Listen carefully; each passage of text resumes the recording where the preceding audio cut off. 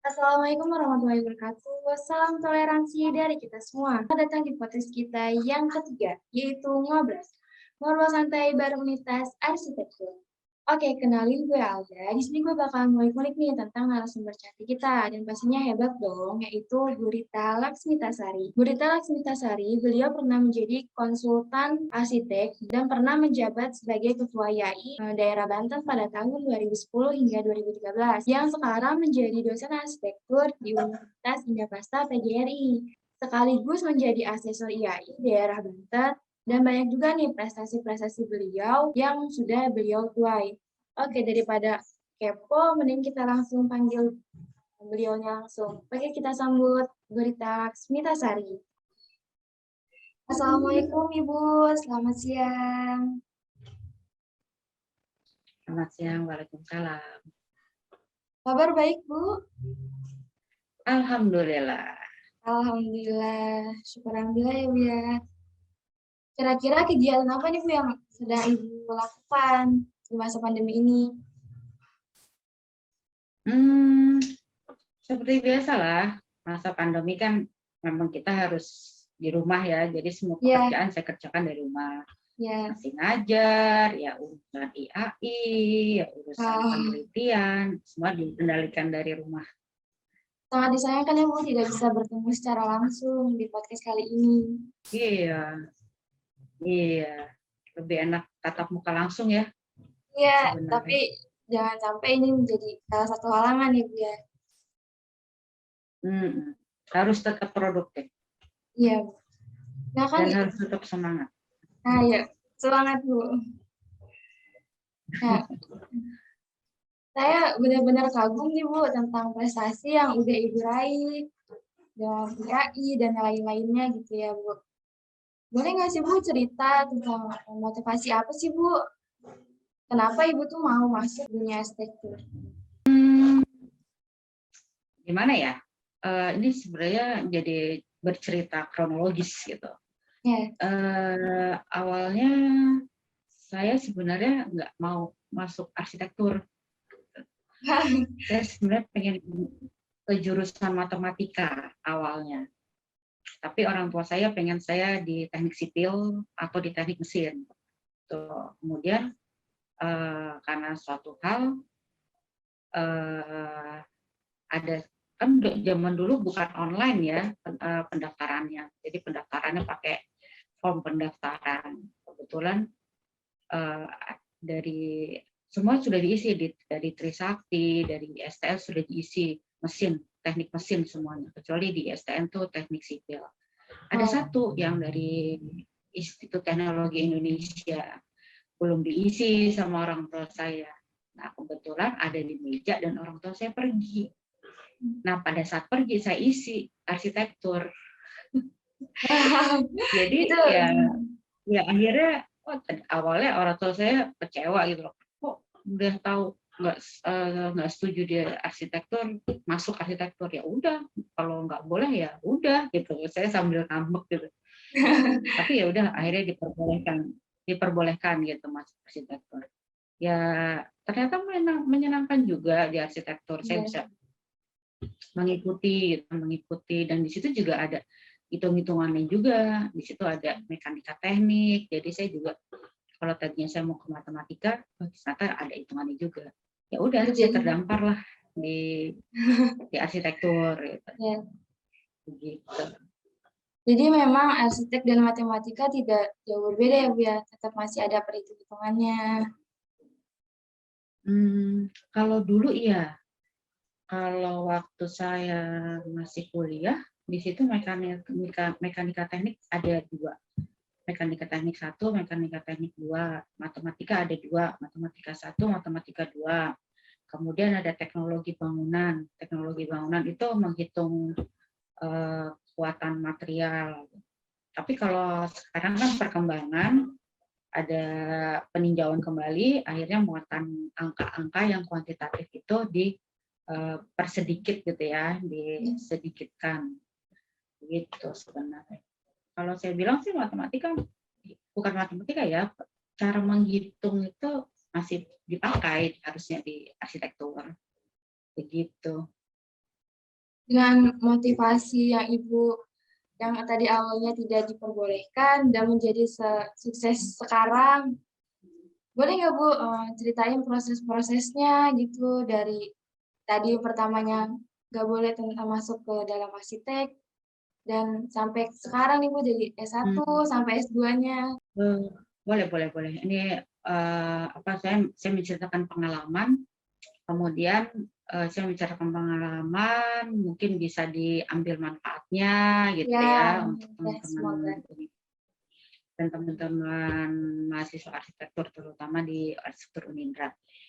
Jadi ya singkat cerita saya kuliah lah ya, saya kuliah arsitektur IT. Selama kuliah ngulang ya mata kuliah lulus gitu ya. Kemudian setelah lulus saya masuk tahun 87, saya lulus 92. Itu ada satu semester yang saya capek gitu, saya mau cuti dulu deh gitu. Saya cuti satu semester. Jadi teman yang barengan sama saya yang lulus, dia udah satu semester sudah lebih dulu lulus, baru saya berikutnya semester berikutnya. Nah setelah saya lulus, saya kerja di majalah konstruksi. Jadi kalau kalian tahu ya, majalah konstruksi itu majalah yang memberitakan proyek-proyek yang high rise, yang middle rise, bahkan ada yang sipil juga ada, yang jembatan dan jalan dan lain-lain. Tapi saya nggak lama di situ, hanya 1 tahun. Tapi sambil saya di situ, saya juga jadi dosen luar biasa di Trisakti. Masuk Wow, Trisakti, saya diberi tugas mata kuliah sistem bangunan. Sistem bangunan. Jadi kalau kalian sebenarnya di SK3 gitu ya, atau di sini sampai SK4, kemudian ada sistem bangunan. Saya di sistem bangunan. Nah, setelah saya di Trisakti cukup lama di Trisakti dan saya mengambil S2-nya sipil Trisakti juga. Mengambil sipil Trisakti tapi di manajemen konstruksi. Di sana baru ada magister teknik sipil, belum ada yang magister arsitektur. Jadi saya ambil yang teknik sipil. Karena saya background-nya dari arsitektur, jadi saya harus ambil manajemennya, nggak boleh struktur. Gitu. Udah, akhirnya saya ngambil di situ, saya lulus, dan ya tetap saya ngajar di IPI, ngajar di Trisakti, kemudian baru saya masuk ke Unindra tahun 2005. Gitu. Dan kemarin 2018 saya mengambil S3, tapi belum selesai. S3-nya di arsitektur ITB. nah kan Bu, Ibu masuk pada tahun 87. Pasti dong Bu ada pembeda gitu dari pembelajaran zaman dulu dan zaman sekarang. Apa sih Bu perbedaan metode pembelajarannya? Kalau metodenya nggak beda jauh ya, paling kalau metode berkaitan dengan teknologi lah ya. Kalau dulu kan teknologi belum seperti sekarang. Jadi misalkan kita mencari literatur, kita preseden, itu kita harus datang langsung. Misalkan literatur ya kita datang ke perpustakaan. Kalau preseden ya kita harus datang ke site-nya. Tuh, tapi kalau metode pengajarannya sepertinya hampir sama. Tapi sekarang lebih mudah gitu, sebenarnya daripada dulu. Kalau metode. Nah, kalau materi, seperti saya bilang tadi, dulu saya kena 160 SKS. Jadi cukup banyak. Kalau kalian kan sekarang hanya 145 ya, 145 SKS. Dulu saya 160. Muatan-muatan seperti kimia, fisika, matematika, kemudian mekanika teknik itu saya kenyang deh. Karena kimia pun saya dapat, karena kimia itu berhubungan dengan bahan bangunannya. Ya, kemudian pengetahuan kayu, pengetahuan beton, pengetahuan baja itu masing-masing. Begitu. Bedanya hanya di situ sebenarnya. Tapi metode kita belajar di studio sama aja itu. Seperti itu ya Bu ya. Nah kan banyak nih Bu kan maksudnya arsitektur itu banyaknya untuk para laki-laki kan ya Bu ya. Nah, pandangan Ibu tentang seorang perempuan yang masuk ke arsitek itu pandangannya gimana sih? Pendapatnya? Eh, Kalau di arsitektur justru 50-50 lah ya. Jadi yang arsitek yang perempuan dan laki-laki waktu kelas saya nih sama, hampir sama sebenarnya. Malah perempuan lebih banyak. Tapi kalau dibandingkan kalau ini fakultas teknik itu ada sipil, ada mesin, itu memang lebih banyak laki-laki. Kalau yang kita, yang arsitektur hampir sama lah. Bahkan kadang lebih banyak perempuannya daripada laki-laki. Mungkin banyak sentuhan ini ya, feel, perasaan gitu ya. Di arsitektur kan nggak hanya ngitung, apalagi zaman sekarang nih, perasaannya tuh diasahnya lebih kuat gitu dibandingkan menghitungnya gitu. Sebenarnya gitu. Nah, lalu kan karena Ibu menjadi seorang arsitek perempuan, pasti ada kan perbedaan Bu menjadi arsitek perempuan dulu dan sekarang itu perbedaannya apa sih Bu? Arsitek perempuan dulu dan sekarang, kalau saya sih kayaknya nggak melihat itu perbedaan ya. Mungkin nggak terlalu berbeda ya kalau kita bekerja di kantor, di lingkungan gitu, nggak terlalu berbeda antara arsitek perempuan yang dulu dengan yang sekarang. Mungkin kalau kita ke lapangan yang kita berhubungan bukan dengan arsitek, nah itu mungkin ada penerimaan yang berbeda antara perempuan dan laki-laki. Tapi itu tergantung kita sih sebenarnya.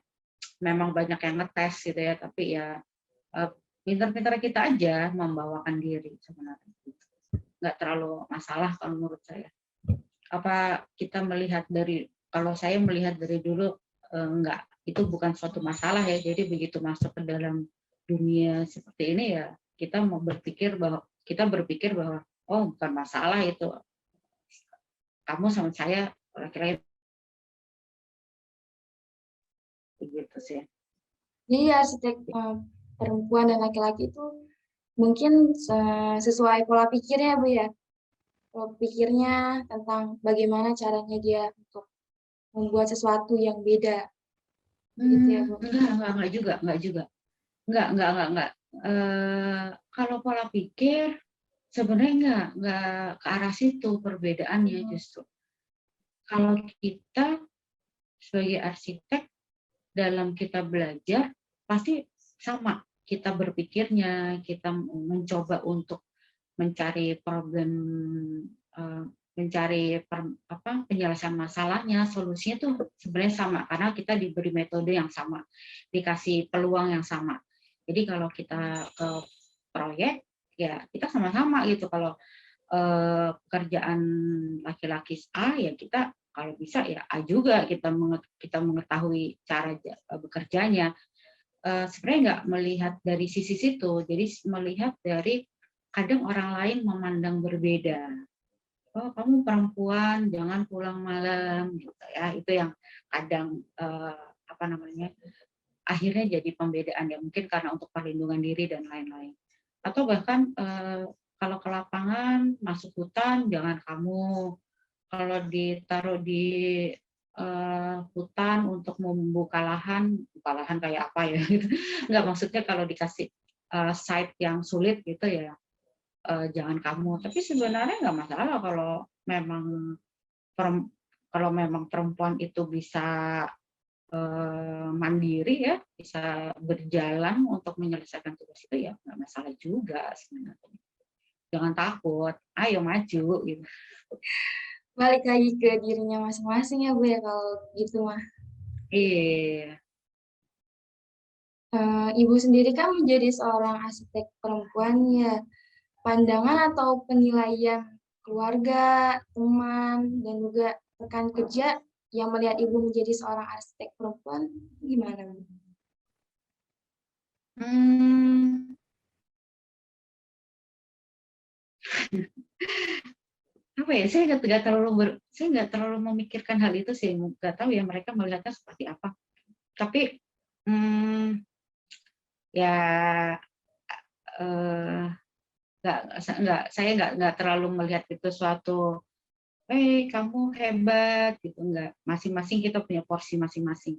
Jadi seperti saya satu keluarga 3 orang, saya paling tua ya, saya arsitek, adik saya laki-laki mesin, adik saya lagi yang paling yang bungsu paling kecil itu dia sudah masuk akuntansi, kemudian kerjanya justru jadi guru musik.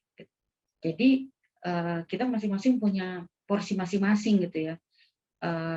Nggak tahu, mereka biasa aja sebenarnya. Mereka punya kelebihan di bidangnya ya oke gitu. Tapi kadang kalau misalkan ada saudara atau teman gitu, oh kamu arsitek, kamu tolong dong aku bikinin ini gini-gini, ya nggak masalah gitu, kayak aja gitu sebenarnya. Tapi kadang ada kawan atau yang sekedar kenal gitu ya, kadang tolong dong buat ini, tapi akhirnya proyek thank you aja gitu, makasih ya gitu. Ada yang gitu. Nah itu yang justru itu yang jadi masalah sebenarnya, karena nggak cuman kita kan mendesain itu kita dari belajar kan bertahun-tahun, tapi mereka melihat cuman begini aja, bikin rumah cuman gini aja, kan nggak susah, cuman coret gitu, tapi nggak ada penghargaannya gitu. Itu kalau misalkan ada yang bukan teman dekat ya, ke teman dekat sih nggak masalah lah ya, tapi kalau seperti ya cuman karena kamu arsitek ya tolong ya gini ya, nah, gitulah yang jadi masalah sebenarnya. Kalau melihat saya arsitek terus kamu hebat, enggak ada seperti itu, sama aja kok. Tergantung kita membawakannya seperti apa. Jadi jangan terlalu memandang penilaian orang yang mau jelek, mau bagus. Yang bagusnya kita terima, yang jeleknya sudahlah mungkin bisa menjadi motivasi untuk kita bisa berubah lagi. Iya, Bu. Iya. Jadi kita kalau arsitek itu bukan suatu orang yang hebat sebenarnya. Sebenarnya arsitek itu, kalau kamu nanti sudah jadi arsitek, kamu bisa merasakan bahwa yang diajarkan itu adalah kamu menyelesaikan masalah, bukan masalah hidup ya. Ini masalah apa aja yang kamu temui, masalah apa yang kamu temui, kamu kalau sudah cara berpikir kamu dalam menyelesaikan di perancangan, itu bisa kamu terapkan nanti di dunia kerja, apapun kerjanya.